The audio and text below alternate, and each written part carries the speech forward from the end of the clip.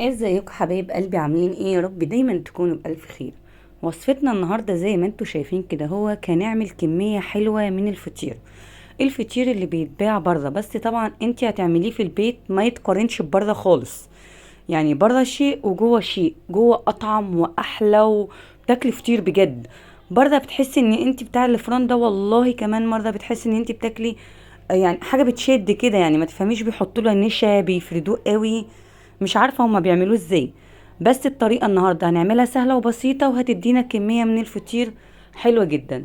هنسمي الله وهنبتدي الطريقة بنص معلقة صغيرة من الملح، عليهم 6 معالق كبار من السكر، وهننزل بحوالي كوباية من المية الدافية. كمية المية ايه اللي هستخدمها للكيلو دقيق؟ الكمية اللي هستخدمها كيلو دقيق اكون نخلاه كويس جدا. بستخدم كمية المية 600 جرام من المية. تمام، انا شغلي يعني عليات الوقت بيبقى بالجرام، ما بحبش اللي هو بالكوبايه دوت. بالجرام بيجي المقدار مظبوط جدا، وبتيجي الطريقه ناجحه حلوه قوي. 600 جرام من الميه ما بحطهمش مره واحده، عشان عجينه الفطير تطلع معاكي مظبوطه. بتنزلي الميه تدريجيا زي ما انت شايفه كده، هو تفضلي تعجني في العجينه لغايه ما تاخدي قوام يعني ناعم. تحسي ان العجينه مش اتلمت، بس تحسي لا اتلمت واتخدمت كويس جدا في العجن، وبقت العجينه بتاعتي ناعمه. مش اول لما اتلمت كده زي ما انت شايفاها كده تبقى خلاص، لا بتعجنيها شويه كمان، شويه حلوين، لغايه ما العجينه بتاعتك تبقى كويسه. في الاخر النتيجه بتحسي ان العجينه ماسكه نفسها، لا هي يابسه قوي ولا ان هي طريه قوي. يعني لو خدت بالكم العجينه متوسطه كده، اهو بصوا. بفردها كده اهوك على الرخامة بتاعتي، على الترابيزة، على الصينية، ايا كان اللي هتعملي عليها. وبتبدأي ان انت ايه، تقطعيها. هنا انا بلمها كده اهوك عشان ايه، اقطعها قطع مظبوطة، اهو بالشكل اللي انتوا شايفينه دوت.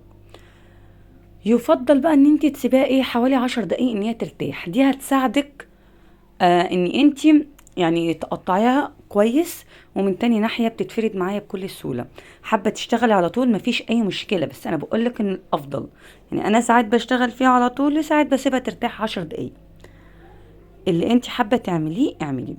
هنا هقطعها قد ايه؟ هقطعها 24 قطعة بالظبط. كيلو دقيق في الاول هقطعه 24 قطعة. هجيب بقى حوالي كوباية ونص من السمنة كده، هو كده فيهم، واحطهم في صينية جنبي. انا معاكو خطوة بخطوة. همسك العجينة بتاعتي، كل كورة بكورها زي ما انتوا شايفين كده اهو. هعمل الكمية بتاعتي بالشكل دوت. كل يعني قطعة من العجين همسكها هكورها واروح حطهم. طب ليه مش بتشتغلي فيها على طول؟ هقولكم انا بحب الطريقة دي حلوة قوي، وبتخلي الفطير مورق كويس جدا. هكورهم زي القرص زي ما انتوا شايفين كده اهوت. بعد كده همسك واحدة واحدة بطاطا زي القرصة، واحطها في السمنة، يعني اغمزها في السمنة كده من فوق لتحت، واحطها في قلب الصينية كده اهو. يبقى عملت كام؟ من الكيلو دي عملت 24 قرصة زي ما انتوا شايفين كده اهو. حابة تسيبيها في المرحلة دي سيبيها، مفيش اي مشكلة. لكن هي في الفترة دي اصلا يعني عقبال ما بتخلصي اخر واحدة بتبصي تلاقي، بصي العجينة ريحت خالص، يعني عاوزة تتفرد، هي اصلا بتتفرد معاكي بكل سهولة. هجيبها هنا اهوك بقى على الرخامة بتاعتي كده اهوك، وهبدأ افرد. مش هفردها كفطيرة، لا هفردها كقرصة صغيرة كده اهو. يعني انا بحب الطريقة ديت، بتحسي ان الفطير بيطلع معاكي مورق اكتر، وفي الاخر بتتفرد معاكي بكل سهولة، بتتفرد زي المشمع كده. يعني ما بتبقاش ايه، السمك بتاع الفطيرة ما بيبقاش ايه، الرقات ما بتبقاش تخينة كده هو، لا بتبقى رقيقة جدا. هنا ال24 هعملهم 12، كل 2 فطيرة. تمام، يعني كل 2 زي ما انتوا شايفين كده هو فطيرة. انا هنا اهوت بحطهم فوق بعضيهم عشان انا هعمل الكمية كلها بالشكل اللي انتوا شايفينه دوت، لغاية ما اخلص الكمية كلها. في الفترة ديت بقى عقبال ما خلصت الكمية كلها زي ما انتوا شايفين كده هو، كان الفطير بتاعي ارتاح وخد كفايته في الراحة، ما سبتهوش، انا اشتغلت على طول. هتقولي لي السمنه فاضت في الصينيه، هقول لك مفيش مشكله، بتحطي فيها اللي انت عملتيه وفي الاخر اللي بيفيض عادي بتستخدميه في الاكل، بتستخدميه مرة تانية للفطير، مفيش اي مشكلة، ما بيجرالوش اي حاجة. وهاخد بقى كل اتنين هعملهم فطيرة. كده بقى هنبدأ ايه اللي هو الشغل اللي بجد، شغل بقى ايه الفطير. هاخد حوالي معلقة سمنة كده اهو، وابدأ افرد بيها كده اهو. بصوا، يتفرد معايا يعني الحروف زي من النص. بصوا زي المشمع، لو خدت بالكوا بتتفرد معايا بكل سهولة. حابة تعملي الطريقة دي في فطيرة كبيرة مفيش اي مشكلة، بتعمليها 4 أو 6 طبقات زي ما انا عاملاهم.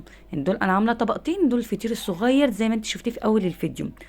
لكن لو انت حابة تعملي فطير كبير هعمله معاكم برضو في فيديو تاني، هوريكم ازاي بحط اكتر من كذا طبقة، مش طبقتين 2 بس.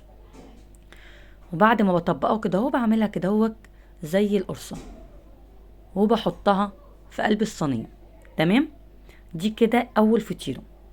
هعمل برضو معاكم فطيرة تانية وتالتة برضو، عشان ايه تبقوا واخدين بالكم من الطريقة. بصوا رقيق جدا، يعني بيتفرد معايا بكل سهولة. بصوا زي المشمع كده اهو. احط معلقه سمنه كده اهو، وما بكترش سمنه قوي عشان ما يجزعش النفس وانت بتاكلي كده، تحسي ان الحاجه بتمز.